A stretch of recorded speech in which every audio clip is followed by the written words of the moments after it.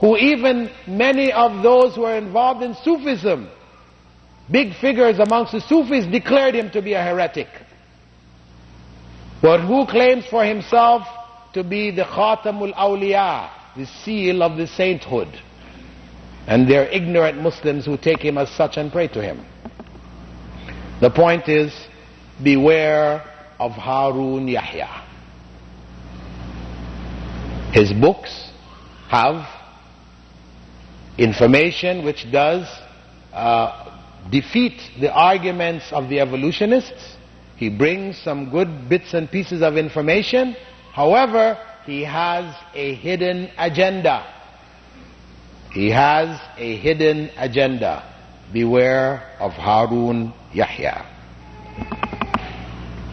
So these 7 individuals who represent groups of people who are shaded by Allah's throne on the day when there's no shade: the righteous Imam, the just Imam, the leader, the ruler who is just from himself, not out of fear of anybody, not out of ulterior motives, but out of the fear of Allah. And he creates a society where young people can grow up worshipping Allah. And one who grows up worshipping Allah will be shaded by the throne. And those who grow up worshipping Allah will have their hearts attached to the mosques. The third category, those whose hearts are attached to the mosques. And those whose hearts are attached to the mosques, coming in contact with the other believers, joining them in prayer on a regular basis, they develop amongst themselves a love of each other for the sake of Allah. It is their fear of Allah, their love of Allah, which has brought them there. So they develop relationships out of fear and love of Allah. And those who have developed that fear, when they are invited to corruption by those in power and with beauty and who are handsome, etc., they are able to stand firm and say, Inni akhaf Allah. Indeed, I fear Allah. I will not do as you request. And those who have that strength of Iman, that strength of character, such a person is able to give without seeking praise. They give from their wealth, their time, their strength, without seeking a reward. They're doing it only for the sake of Allah. And those who have that ability, who don't need the praise of others, when they remember Allah, their hearts, their eyes become filled with tears. Their hearts become soft and their eyes become filled with tears. I ask Allah to make us of those who will be shaded by Allah's throne on the day when there's no shade. However, we know that this is not easy. This is something that we have to work for. It involves striving against our desires. All of our desires are pushing us to be the opposite of all of this. The opposite. So we have to struggle. We have to fight. And that's this life. A life of test and trial. I pray Allah give us the strength to meet the tests and to fulfill our role here in this life and to earn for ourselves paradise in the next. As is the normal procedure, we can take, inshallah, some questions for the next 15 or 20 minutes. What time is the adhan of Isha?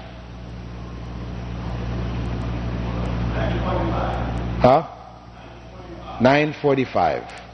And the Iqama? 10 o'clock?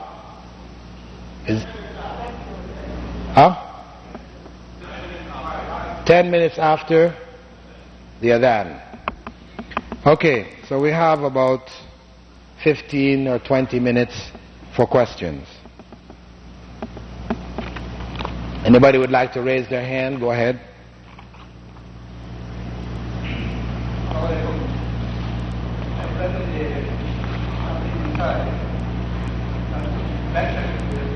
Pardon? Yes.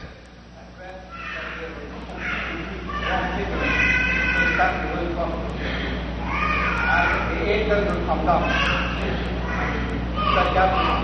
and report. And this is that's the method what is actually effective. Also in the Quran, they will pull Allah, and the people have to Allah, and if people were to sit together, sit together to remember Allah, Okay. Okay, brother. The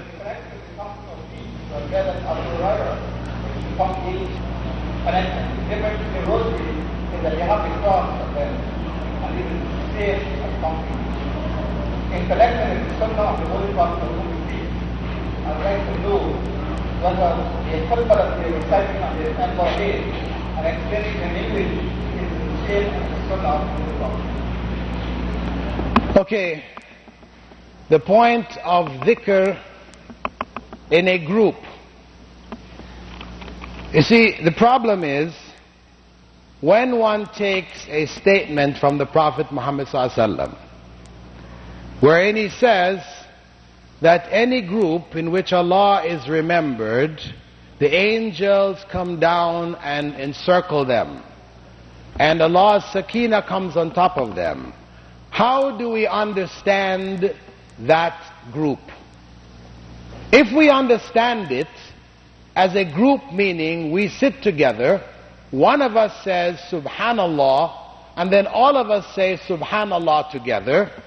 If that is our understanding, well, that understanding was rejected by Abdullah ibn Mas'ud, who went to the Masjid of Damascus and found people doing that, and he condemned them from doing that.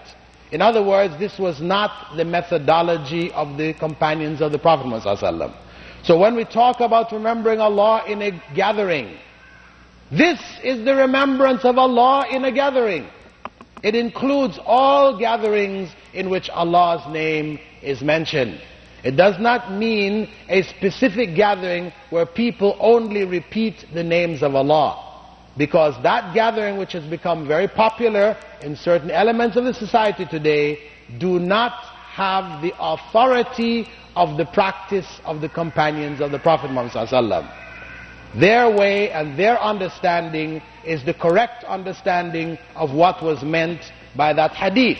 Similarly, when we talk about remembering Allah qu'udan, sitting, this again does not mean that gathering. It just means that you remember Allah when you're in a sitting position, as you remember Allah when you're standing. This does not mean a group where you're all sitting together in that circle. It does not mean that. The Sahaba did not understand that from it, so we do not accept that as the meaning. Furthermore, the hadith about Abu Huraira putting seeds in a bag, this is not authentic. There is a narration concerning a woman taking seeds, but Prophet Muhammad ﷺ suggested to her what was better. And to say that the only distinction between the rosary of the Christians and the Mohammedan rosary is that they have a cross at the end, I will say no, because there are rosaries which don't have a cross at the end. Not all of them carry a cross. The point is of similarity is that you have beads on a string, and you remember and do remembrance by counting these beads on a string.